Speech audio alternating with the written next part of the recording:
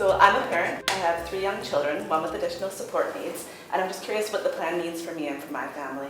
So this would be another avenue, another way for families to feel connected within their communities, to access additional services, to connect with a childcare center that would meet the needs of your particular children, and that you would know that for your child has the right to a quality program in the community you live in.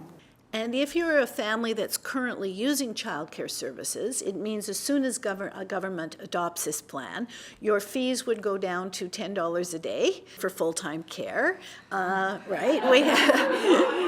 I know, okay, all right, okay, so just reflect on that for a sec, or $7 a day, or even less. And it would mean that the people who care for your children, their wages would go up. It would also mean that if your child has additional needs, that the transition from preschool or childcare into school should be much more seamless, so that children don't have to be reassessed when they get to kindergarten and then yet on another waiting list. And as people become part of a system, right, that moves with the child in a systematic way. If you're a family who hasn't been able to access quality care, it does mean that over time, as the system is built up, you will be able to access the same thing as people who are currently in programs. When will I see this in my community? I think we will see it in our communities when those people across the province who are excited about the plan let the decision makers know that you're excited about it, that you see this as a positive solution, and that you expect them to adopt the vision and act on it. So that's more in your hands than ours.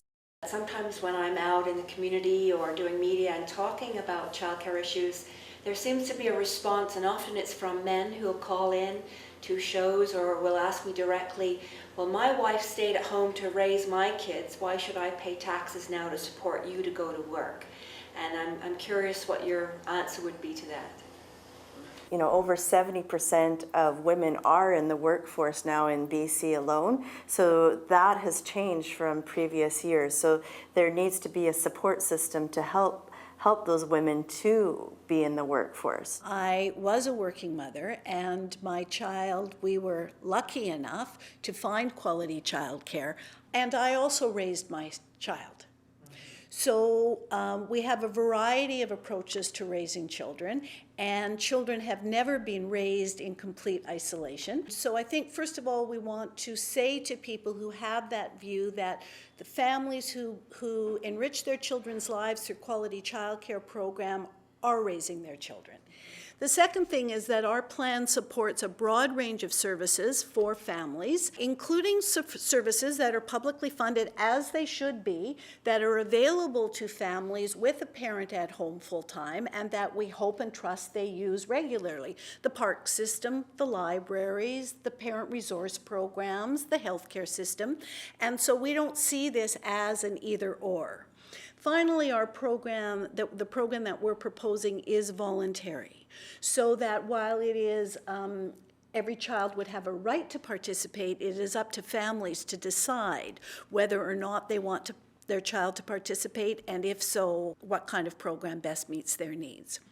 We know we're trying to introduce this program at an interesting time in history, because when we look at many of the public services that so many of us take for granted, our healthcare system, our school system, our water system, those were programs, or employment insurance, old age pension, those were programs that were instituted 30 to 40 years ago when society was more interested in, or had more of a focus on, how do we together pool our money through a tax system and invest in programs that serve us all.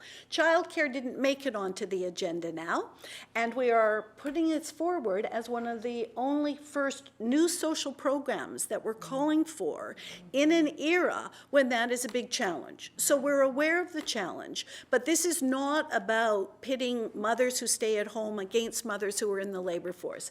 This is about extending the collective communal programs that we offer to all families, and making sure that the children of working families have equitable access to the investments we make together.